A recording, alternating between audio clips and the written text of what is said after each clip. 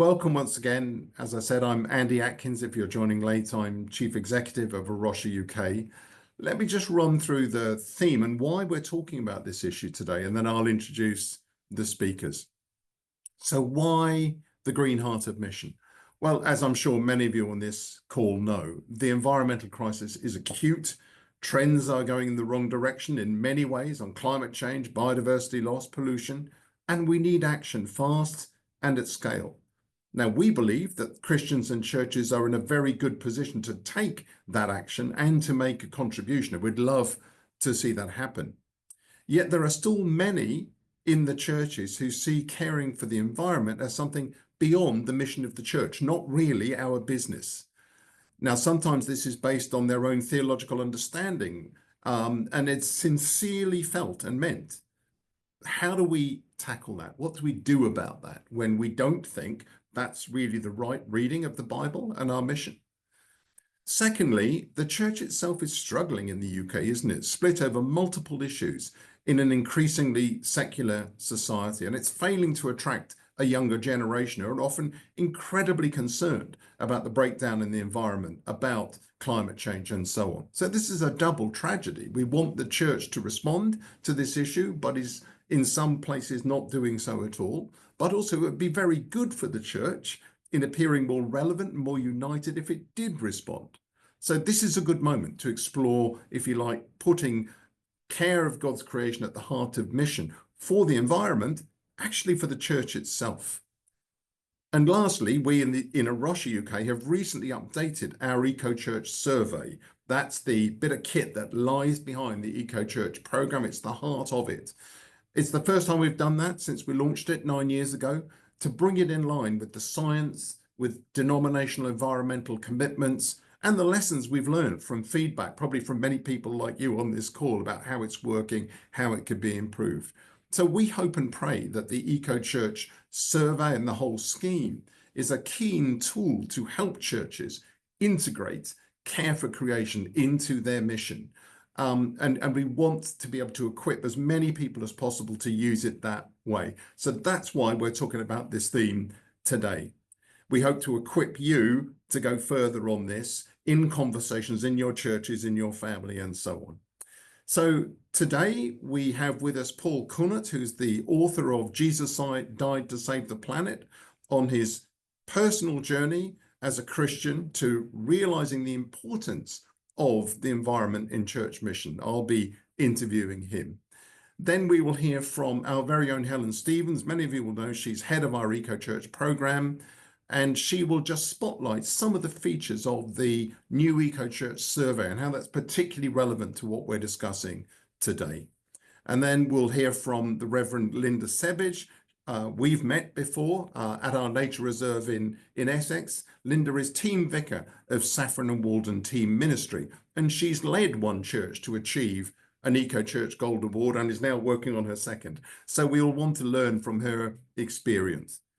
And then I'll bring all the speakers to the platform and we can have 15, 20 minutes of question and response. And we'll wrap up with where you can get more information to help you if you want that.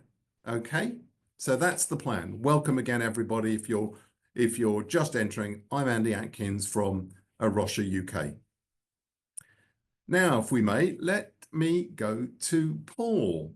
Can you see me? Hi, Andy. I see you. Excellent. So Paul and I first met under a tree at a Christian festival about 3 or 4 years ago, I remember, and we've been getting to know each other since then, and a very pleasant and interesting experience that has been. And Paul, you have a very interesting story, which is why we really wanted you to kick this off for us today. Can you tell us a little bit about yourself and how you came to write Jesus Died to Save the Planet, which to some would be quite a provocative title. Yeah, brilliant. Thank you, Andy.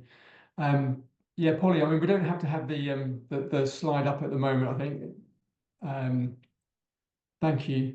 Yeah. So I guess the first thing is, I'm married to my wife Tara, and we live in Southeast London.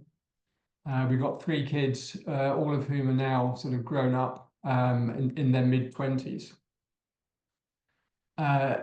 Christian-wise, I became a Christian when I was just on the cusp of going to university, and I did all of the, came from a very much non-Christian family, but I did all of the things that you do if you've been in an evangelical church, go to the Christian Union, and then was part of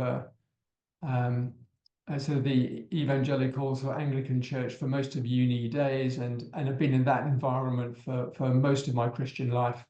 And we currently attend a small independent evangelical church in southeast London. Work-wise, I was first an economist and then spent most of my working life developing and financing and then operating large power stations in sub-Saharan Africa. So very much in the energy and electricity business. But even though I was in that business, it took until 7 or 8 years ago before the climate penny dropped for me.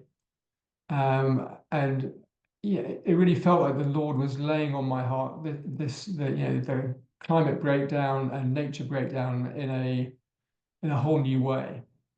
And I got involved in Extinction Rebellion and Christian Climate Action. Was part of the 2019 Pink Boat in Oxford Circus type protests, and then some of the ones after that, which I'm sure that some on this call will also participated in. The Faith Bridge in the September of that year, and then things in Parliament Square in September 2020. And that got me to thinking about Extinction Rebellion's theory of change is that you get a number of people on the street, and that critical mass forces a change in government policy. I wasn't really sure about that, and it started me thinking about, well, what's God's theory of change?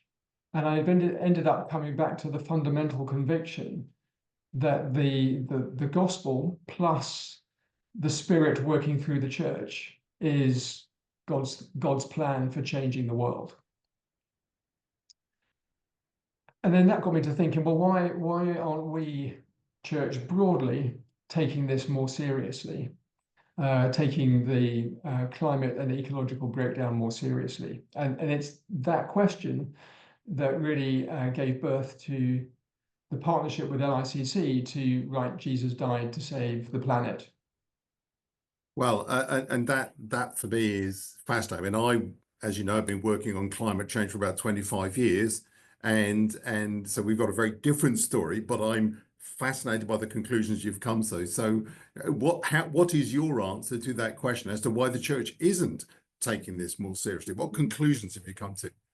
Yeah, thanks, Andy. Yeah, well, the first thing, I guess, is that I'm not talking about the people on the call here, because clearly we are taking this really seriously, and it's and actually the Eco Church program is a hugely positive thing. I mean, how exciting that there's over 8,000 churches that are signed up, or whatever the numbers are this month, because it's going up all the time, isn't it? So there are loads of positive actions, but I guess what I'm seeing is that still too often it's a response to climate and nature breakdown is still seen as a side issue, something for those who are into that kind of thing, as Andy was saying earlier. And my conclusion as to why that is that it's primarily a theological problem. And what do I mean by that? I mean it's actually that we're preaching only a partial gospel, and that's one that's about personal salvation only.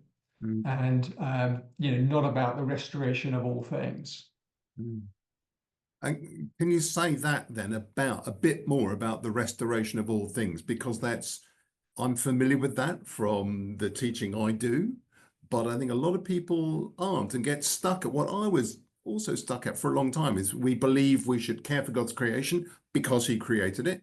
We believe we should care for God's creation because actually people are ultimately dependent upon it, but then they stop there. So just unpack that a little bit more for us about Jesus came to restore all things. Yeah, brilliant. Yeah, absolutely. So I think if there's one really important message that I'd love people to take away and into the rest of this time together, is that we can be completely confident that God's mission is about all things. Polly, could I have the next slide up, please? So Scripture is really clear on this. And this quote from Colossians 1:19 and 20 is the one that I used as a way in for Jesus died to save the planet.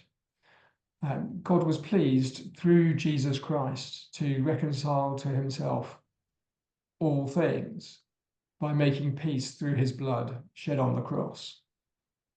Now, for someone from an evangelical background, like myself, there's nothing more central to the gospel than the cross and Jesus' blood shed on the cross. And yet here it is, saying what I haven't seen for a long time, is that Jesus Christ, that God's reconciling all things to himself, not just me. So it's not me, it's all things. And it's not just an isolated instance. So, Polly, perhaps we could have the next slide up. And without sort of wanting to machine gun you with Bible verses, we find it, yes, here in Colossians 1:20 to make peace with all things, but also in Ephesians 1, Paul is saying, look, there's this, God's plan has long been kept secret and then now revealed to us. And what is it? It's to bring all things together in Christ. And Jesus, when he's talking to Peter, and Peter's kind of complaining about how much he's given up, and Jesus says, at the renewal of all things, you'll receive this much and more. Mm-hmm. And then we find in John's gospel that it's through Christ that all things were made, and a little bit later that God so loved the cosmos that he gave his one and only Son. Mm-hmm. In Romans, we find creation's waiting in eager expectation for its liberation, for the children of God to be revealed. Peter, giving a sermon in Acts just after the man has been healed outside the temple, outlines God's plan as the restoration of all things. Mm-hmm. The list goes on. And in 2 Corinthians, if anyone's in Christ, it's new creation. And then 2 verses later, God was reconciling the world. And then, as a final piece in the New Testament, it concludes with this great picture in Revelation of kind of heaven and earth merging, and heaven coming down to earth and filling all things, renewing all things. So, this is a theme that is dominant in the New Testament, and somehow we've missed that. Mm-hmm. I think it is gaining more traction actually in lots of circles now. Mm-hmm. And I think as that takes hold, we will find that people are increasingly open to seeing that actually the mission of God is about all things. Mm-hmm. Mm-hmm. Well, the one thing then, Andy, as we kind of go into the rest of this time together, I'll say, can we take forward into that in our minds, framing this session, that caring for creation, guarding the earth, looking after the environment, or working for the flourishing of the earth, however we want to say it, is absolutely integral to God's mission. Mm-hmm. If God is restoring all things and calling us to align with his mission, mm-hmm. then that's ours too, to work towards the renewing and restoration of all things. Mm-hmm. Paul, thank you very, very much. This is tremendously helpful. I'm sure I won't be the only one on this call who knows people we may love dearly, and they will be members of our own churches who really want to do the right thing, but they're stuck on the theology. And I think for those of us who also need educating, this is helpful to educate us, but it also perhaps gives us some tools to discuss with others we dearly love and want to get this. So it's a real gift to us, and I thoroughly recommend reading Paul's booklet, everybody. We'll give you the links to that at the end. which he's done with LICC. It's an excellent resource for those of us who are wanting to see practical action, but dealing with the theological barriers in some cases around that as well. So, Paul, thank you very much. I know you're staying with us, and I'm sure there'll be questions to you at the right moment. So thank you. So now can I hand over to Helen? So Helen, many of you will know, Helen has been stewarding our Eco Church program, overseeing the update of the survey to bring it in line with the latest science and so on. I just want to ask Helen really to tell us a little bit about how you see the new survey and Eco Church more generally speaking to this issue. How does it help us particularly with this issue of integrating care for God's creation into the whole mission of the church, rather than just for that little keen green group that kind of want to do it if they want to do it, but nobody else really has to. That's what we want to change, isn't it? So what is Eco Church? How can Eco Church help? Thank you, Andy. And yeah, thank you so much, Paul. It was really helpful to hear.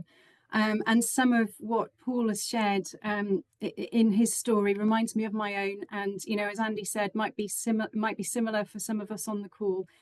But I think the question is, how do we get this message that Paul has conveyed to the local church and the wider community, that caring for the earth is a part of who we are and not just what we do, though that's important too.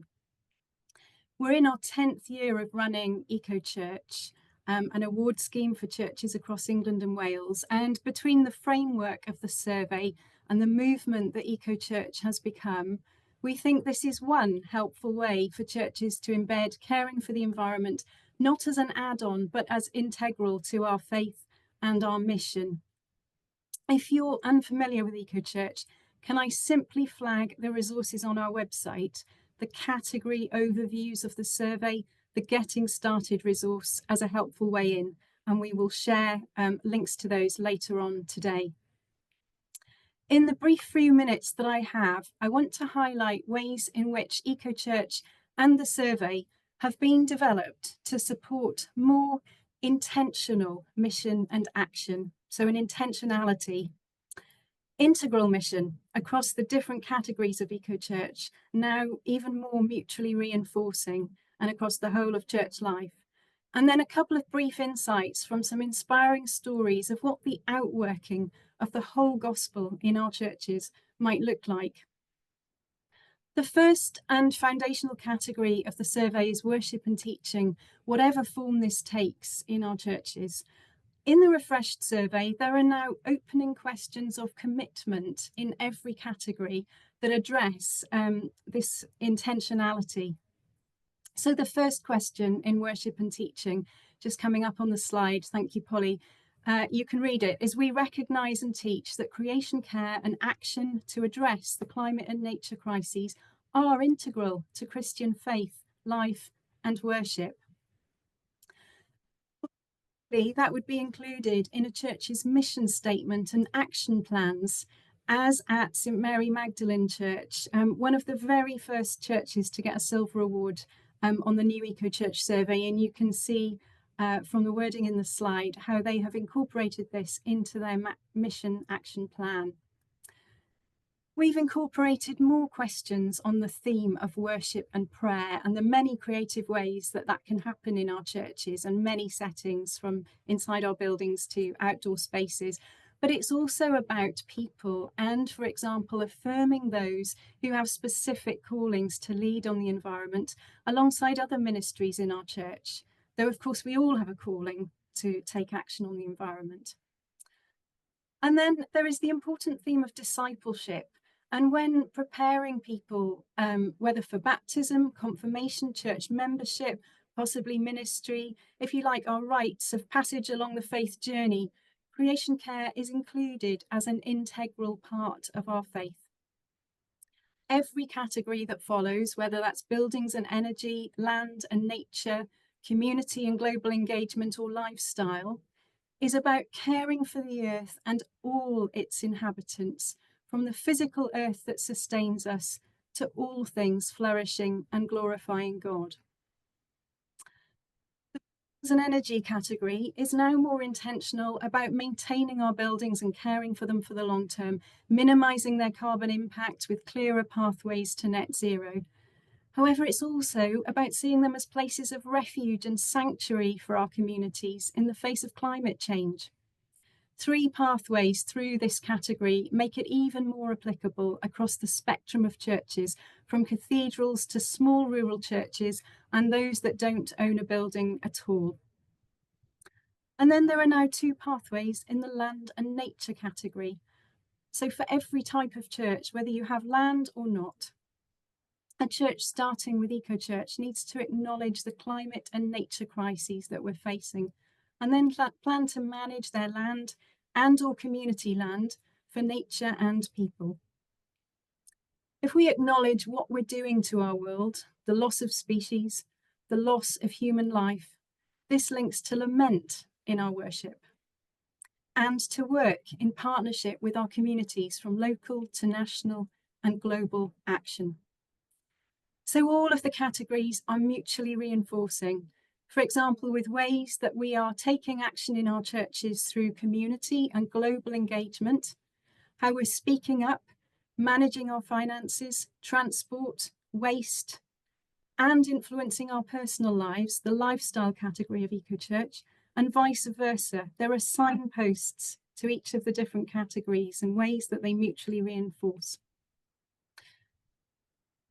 Then, and perhaps thinking of this not just as a survey, though that is what it is, I think the question is, how is there a thread of caring for the whole world across the whole of our church and lives? And then just briefly, what does this look like in practice beyond answering a survey? As much as it's lovely to get awards, it's really about what it looks like on the ground and what difference it is making in our faith and mission. Well, I could cite multiple churches that strike me as really embedding this as mission, but I want to share just 2. The first is the Wave in Littleham, a Baptist church that attained a Gold Award just a few months ago, where the links between their projects and activities convey a holistic approach to mission. They say, "We started this journey because we believe that caring for this world and looking after it is the primary vocation that God gave us when he created us. We wanted to do something that helped us be accountable and engage with this issue more actively. And the eco-church journey was a brilliant way of focusing us and helping us explore this more openly and more proactively." While they could have moved from silver to gold quite quickly, they worked for another 4 years to ensure that the church as a whole was taking this seriously, to ensure that those eco threads are a thread running through everything that they do. So they developed a community garden built in 2 days, mostly by local women, where they meet throughout the year and invite the community in. And they have a whole community ethos around their food-based projects, caring for their community, including providing a community fridge, stopping food waste, while also helping the community learn how they can be more sustainable, waste less, grow their own food, and see the wider importance of caring for this world. They're seeing adults learning from the children who just get it and can't see why adults would not take this seriously. So the church, they say, it's invoked some amazing cross-generational connections and input. And then finally, St Mary's Braydock, a small rural parish in Cornwall, achieved a Gold Award last year. The church's involvement with the local school is an exciting example of a partnership that's enabled the creation care message to be shared and multiplied. Through a link to the RE curriculum for church schools, the children have become involved with the church and engaged in many environmental activities. There's an Understanding Christianity frieze you can see at the top of that slide there in the church, and the school and that same frieze is replicated in the school, and the children use it to tell the Bible story from creation to redemption from an environmental perspective. And there is signage in the cemetery that the children have designed to describe the animals that live and visit there, with photographs of the children on them as well. They've appointed their head teacher and the school as creation care champions to encourage their wider community to become more environmentally sustainable. What struck me the most, though, is that while the school head sits on the PCC, there are also representatives from each 10-year age group, and you can see 2 of them in the photo on the slide. So this really sounds like a church where relationships with God, the earth, and each other are almost indivisible, and just makes me think of that beautiful slide that Paul shared of that handshake at the beginning of his talk. Those are just two quick insights into what this looks like in practice. But how does this happen in reality? Well, I'm delighted to introduce Reverend Lynda Sebbage as our next speaker this afternoon. I first met Lynda in the context of her leading her old parish church in Risby to a Gold Award. And it's really wonderful to have her here with us this afternoon. Lynda, welcome. Lynda, that was Risby and an awful lot of work that went on there, but please can you tell us a bit about who you are and where you are today? Yes, thank you, Helen. I'm Lynda, and thank you for having me here. I'm Team Vicar in the Saffron Walden team in the Diocese of Chelmsford, with special responsibility for two very delightful parishes, Wimbish and Debden. They're nestled close to the M11 corridor between Stansted Airport and Cambridge, just to put it in context. I've been here just for 5 months now, but previous to that, for 5 years, I was nearly 5 years, a rector in the Barrow Benefice near Bury St Edmunds, which is in the Diocese of St Edmundsbury and Ipswich. Thanks, Lynda. And can you share a little bit with us about your history with Eco Church? Yeah, sure. I think I must have started about the same time as Eco Church started. I remember being at a seminar, and a Rocha came along to talk to me and my group about the work that they were doing as part of our ordination training. And it really struck a chord. I've always been interested in nature and the environment. So I made a pact with myself that I would, when I got my own parishes, that would be one of my key objectives, was to care for God's creation in the context of my parishes, which is where I began. Wonderful. Lynda, I know that community has been a big part of this. Can you tell us more? Sure, yeah, community really does lie at the heart of our work as a church. We're, after all, the body of Christ, and our work as Christians embraces a whole host of partnerships, and we're called to live our lives by loving our neighbour and the world in which we live. And we can do this in so many ways, obviously through prayer and for worship, but also through service and action with and for our community. Setting up Eco Church often only requires one enthusiastic person with vision to take the lead, and that person will influence others to catch the vision. In my last benefice, we had one eco champion for each of my 5 churches, and we worked really well as a team, meeting regularly, planning, sharing ideas. And in fact, one of my eco champions, she's pictured in the pink on the screen there, Jackie Orbell, I'm hoping she's here today, was responsible for our Gold Eco Church Award at Risby. She did all the hard work, I'm sure, and her passion shines through everything she does. And we're very fortunate to have someone like her. Jackie actually now helps parishes throughout the Diocese of St Edmundsbury and is a Rocha assessor as well. But it was essential to have partnership with our PCC. That was really important to begin with. And then engaging with local groups such as our parish and district councils, our gardening clubs, wildlife, bird groups, and particularly the schools. And you'll see the children there, from 2 children from one of our schools, and also to engage with our diocese as well, because every diocese, I hope, would have an environmental officer. Here in my new parishes where I am, we have one church, Wimbish, well on the way to gold. They started that long before I arrived. They're great doing that. The other parish I've got has nothing in place, so I'm starting from scratch. But things are moving fast, because this community business that I mentioned earlier, just by talking with one of my district councillors, he then decided to award me a very healthy grant to kickstart my eco project here in Debden.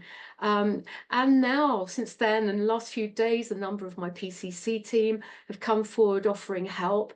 And we had a family come to church for the first time on Sunday, children, young family, keen to be part of the team.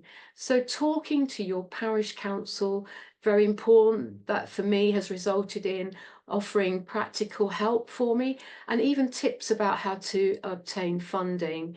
It's picking up speed. And so talk with passion, share the vision, and work with hope. And also, there's a lot of prayer gone into this, because I know God will guide us, and he is guiding us.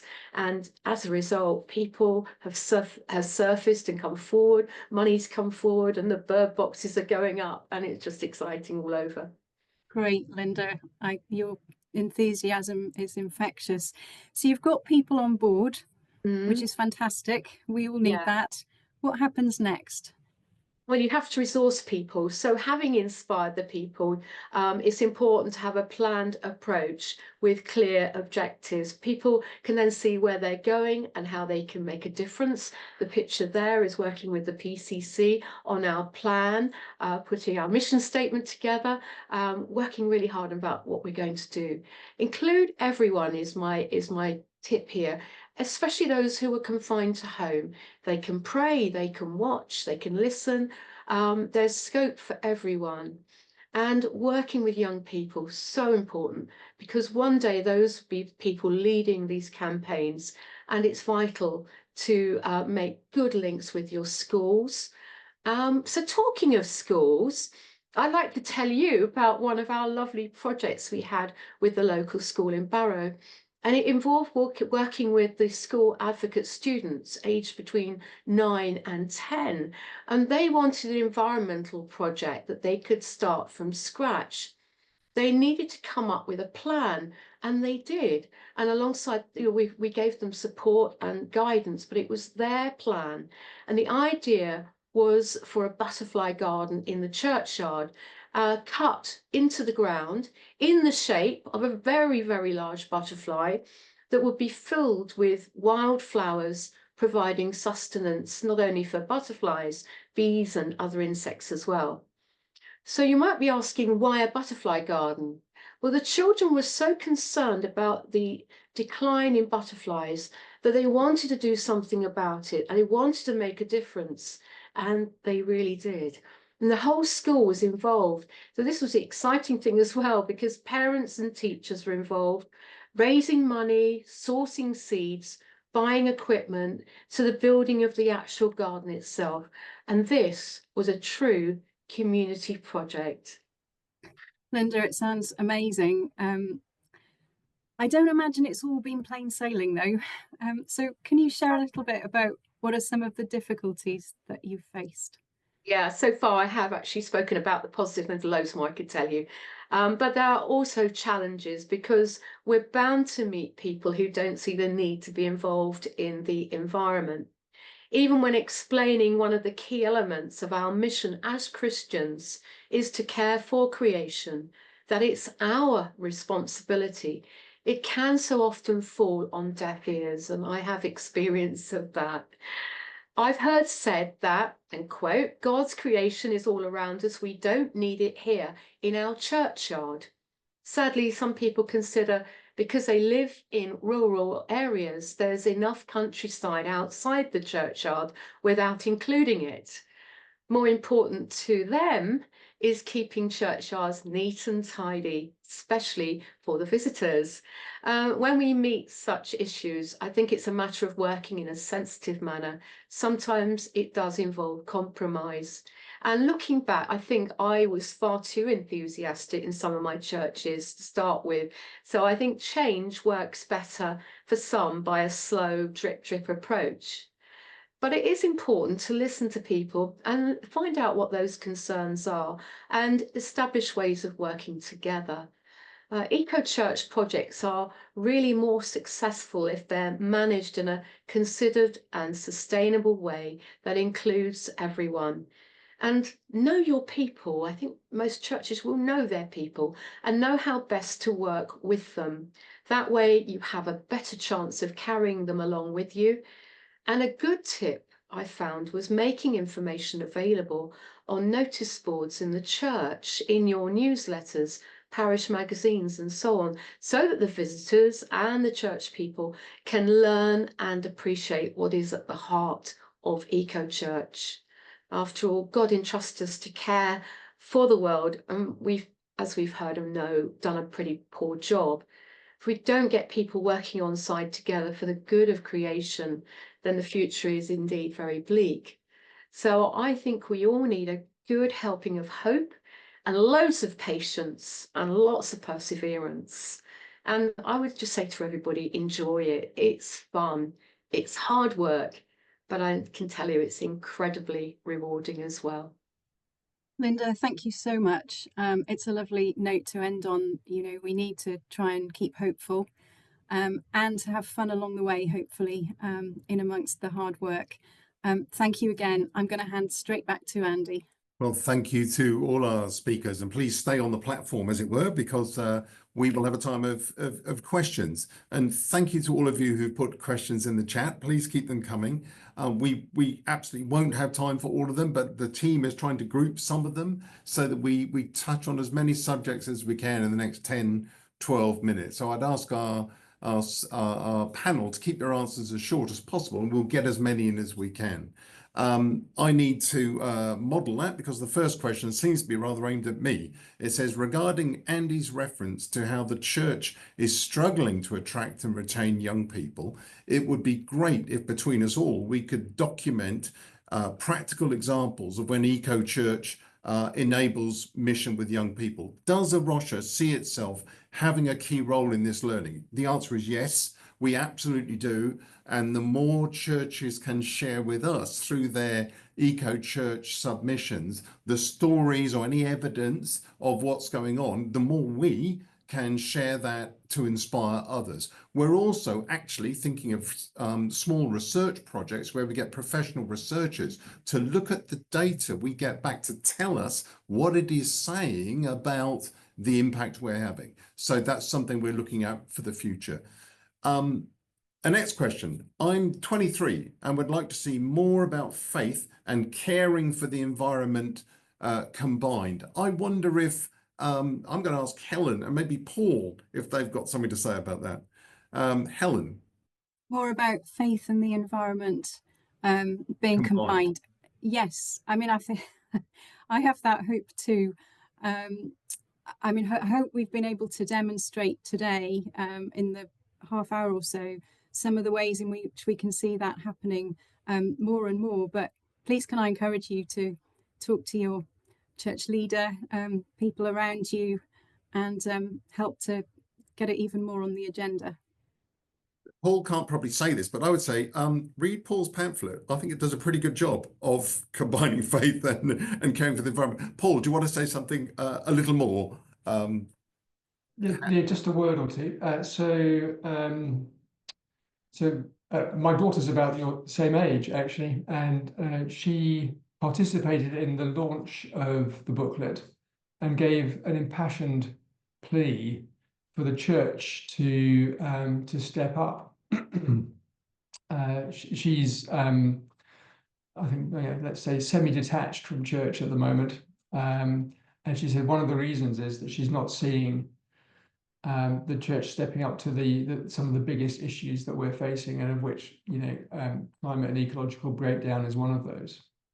So I guess I just want to say I really want to affirm that question. Do we want to see more of that? I mean, absolutely we do. Yeah, so I want to affirm that and say yes, we do, and I think it's beginning to happen a bit more. But please keep calling for it.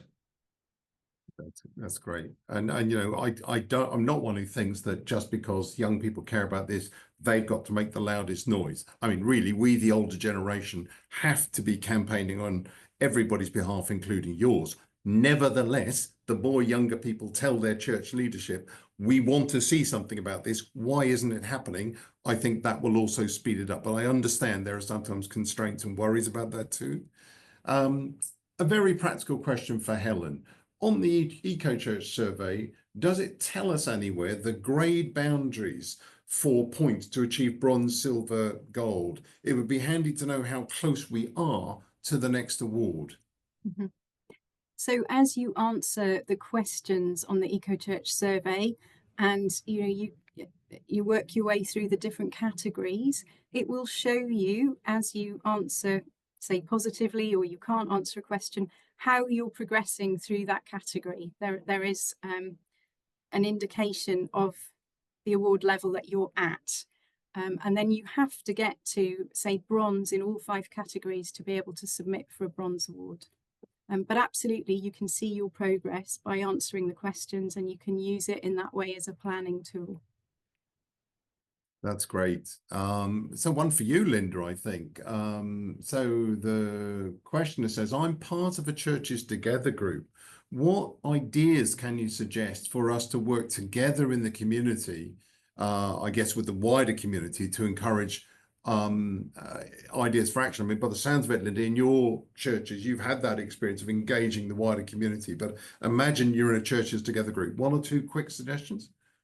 Yeah, I reckon you could probably do a project of nature project somewhere in the community, depends where you are, where the context is. If it's in a town, you could perhaps plant a garden together, where a reflective garden, a sensory garden. We did a sensory garden, which could work in anywhere, but to be able to do that as churches together, I think a group project is something you could certainly do. But you could do butterfly watching, you could do bird watching, monitoring together. You could set up an eco group together of your own. I think there's plenty of opportunities and options you could.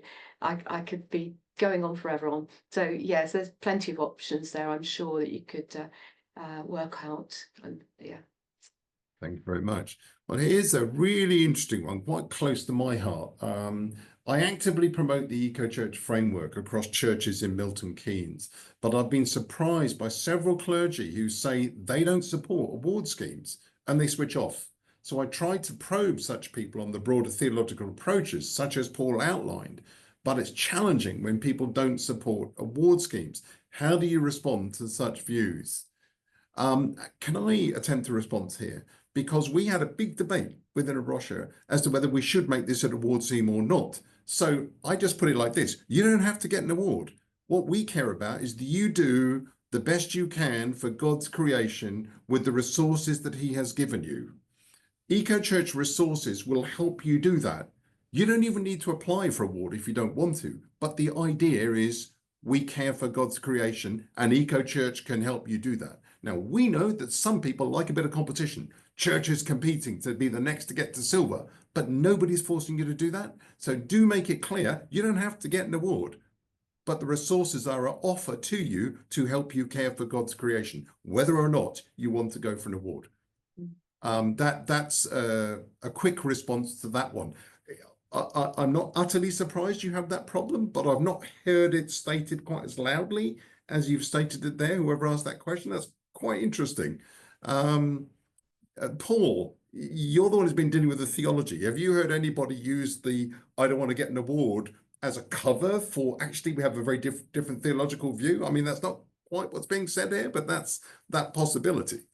Well, so I was wondering the same thing, but I've never. I mean, I don't know what's the problem with an award scheme. I mean, Okay, we don't know what's inside their head. I haven't got anything to add to that really, Andy. I just wonder whether there's maybe something more, deeper underlying. More going on that we don't know about. Yeah.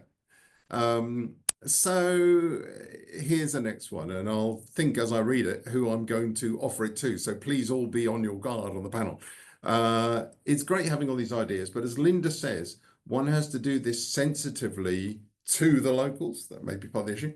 Also, one needs to consider any changes to graveyards that are in keeping with environmental requirements. So some really benefit from the close mown approach, as this results in very rare grassland community called a waxcap community. Does a Rocha have a list of ecological experts, people who can be consulted before going ahead with habitat management changes? I'm aware of the target 25, as I prepared one of them, red squirrels, but I'm wondering if there are other experts to consult. Helen. That might be coming my way. We've got a lot of resources on this online as part of the Eco-Church section. We have a small, wonderful conservation team, but really not resourced to answer lots of questions, but we do our best to field questions to you. There's a resource about producing a land management plan on the website as part of the EC resources. And that's a good starting point to help you think through your overall approach to your land. And it might be that you do need to keep, a section of it with very short mown grass, but you could have another area that's dedicated to wildflowers and so on. So having that sort of overall approach is a good place to start with producing that plan. And we'll do our best to answer specific questions. Thanks, Helen. And we do have some great volunteers who give us their time. As Helen's mentioned, our staff is tiny. We can't afford many staff, but we really benefit from volunteers who give their knowledge where they know. So we'll help where we can. Paul, one for you, I think. How would you answer the question to somebody who says that although it's important to care for God's creation, it's still secondary to the gospel, in inverted commas? For those of us less confident with the Bible than you, who've studied it and written about it lately, how should we respond? What's a quick answer for those who haven't had a chance to go into it all? Yeah. Okay, so a quick answer. So I think it's that the question is kind of assuming that there's one particular view of the gospel, which is, Jesus died to save me so I can go to heaven when I die, or something like that. Mm-hmm. And I think what's happening is that understanding of the gospel is being shown to be only a partial understanding of the gospel. And really, actually in the New Testament, the gospel is the announcement that Jesus has become King of all creation. That's a better summary. And within that God is reconciling all things to himself. So there's it's a misconception of the gospel to say that it's different from caring for creation. And I think that's probably the fundamental thing that's going on, because as long as we think the gospel is about getting souls saved for heaven or for a new heaven and earth, and not about God's work for the redemption and renewing and restoring of all things, we're going to continue to have this issue where caring for creation is nice, but secondary. We have to re-understand the gospel as about being, God is working for the renewing and restoration of all things. Oh, thank you. And so we've got time very briefly for two more, I think. So Helen, I think maybe this one's for Lynda, basically saying, really helpful having you share your knowledge. I'm starting up an environmental drive for my small church in an impoverished and at-risk area. Do you have any experience or tips on how to introduce environmental programs without appearing insensitive to those who are struggling to meet their own needs first? Mm-hmm. Yeah, I think I would start with talking to the community. Just talk to them about what environment means to them. And there could be small steps that you take first.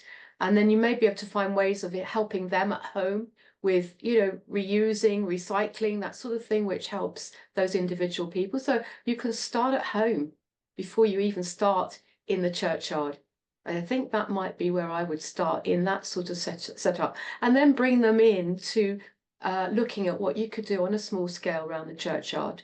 Planting flowers and seeds doesn't cost much. Coming along to look at what is there. Somebody mentioned on the chat about involving wildlife trusts, and I mentioned it as well. So having a wildlife trust coming down and helping and explaining a little bit about the churchyard and wildlife and so on, it doesn't cost anything. And I think that would actually enrich people's understanding and lives, regardless of where they live and how impoverished they may have a lifestyle of. So I don't know whether that would be a beginning for them, but it'd certainly be something I'd be thinking about. Thanks, Lynda. And then there's one that's it's been suggested I deal with, which really needs to be our last question. And I'll wrap up with a prayer and some suggestions. So how do we respond to Christians who think climate change is untrue or see net zero as a threat to their lifestyle and are resisting change? Well, in my experience, Christians who are saying that climate change is untrue, it's for one of two reasons. One is that they're just genuinely misinformed. They're confused, lots of dissonant and different voices out there, and a quick explanation of the science and the evidence, including what they themselves are experiencing and have read and can see on TV every day, for some of them, it just goes, oh, I understand. I didn't understand that. There are others who are resisting it because they just don't want to change. So if the moment they admit that it's happening, it has implications they don't like. So I think getting to having a curious conversation with people as to what are they reading, where do they get their information from, and gently trying to steer them towards the right information until it's obvious, actually, they just don't want to believe this. It's not about they don't know. With that one, to be honest, I would be loving, but I wouldn't spend too much time on it because you may not change it. It's an emotional problem for them. It's not about the science. For whatever reason, they just don't want to believe this. And you're probably not going to solve that.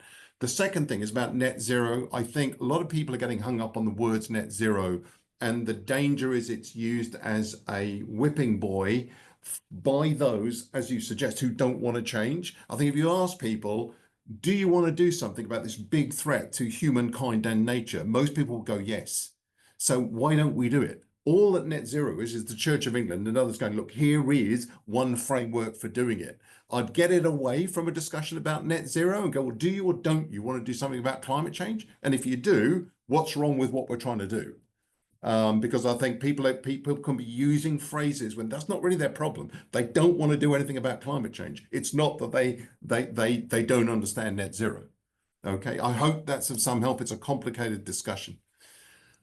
There's a problem in being a chair and having worked on this issue as well. I'm now going to bring this to a close with a few thoughts and a prayer at the end, if I may. And some ideas on what you can do. Now, I hope this has been useful to you. We do seminars like this quite frequently. And our main desire, as I said, is helps you all take this forward with your churches and with others around you. Now, if you would like to keep in touch with Rocha UK's work and how you can get more information on any of the things I've talked about, please do go to the left-hand QR code or go to the left-hand web address there. That will lead you straight to where you can just sign up to a number of different free bulletins like Eco Church Connect or e-news to keep in touch with us and the other things that we are doing. We are really grateful to the financial support we get from probably many of you on this call. We're a small charity. We can only do this work because we're supported by people like you.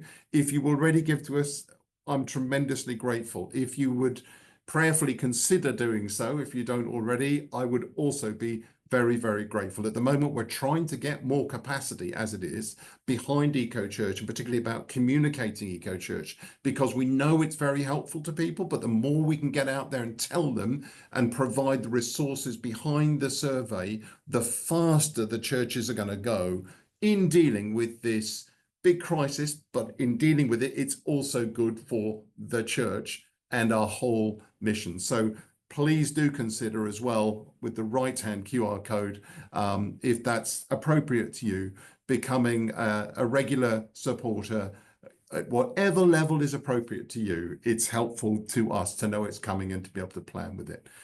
I'm going to thank our speakers. And I will. So thank you. That's been tremendous. It's lovely to get to know more people out there and have you come in and help us all with some of these issues. So Lynda and Paul in particular. Helen I see most days, and I'm very grateful to Helen too, but particularly from those from outside the organization. Thank you so much.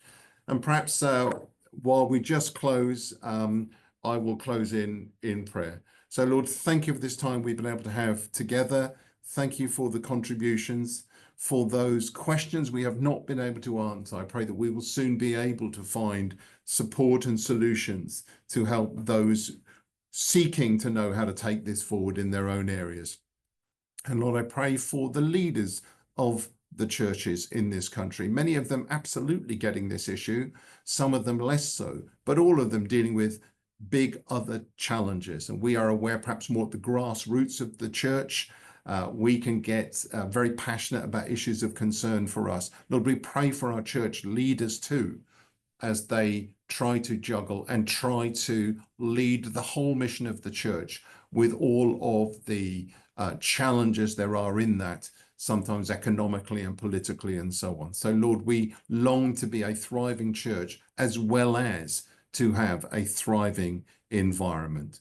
And I pray for my colleagues, if I may, working on Eco Church, and all of those out there in thousands of churches in this country now who we don't know, but we know are doing their best to take forward this agenda with the resources of Eco Church and from other places too. Lord, bless them, many of them on this call, in their day-to-day challenges, victories, sometimes disappointments, as they take this agenda forward. Agenda we believe is of you, is about the mission of the church that you left us and you command us to take forward. Thank you for that honor. Please give us strength and courage. Amen.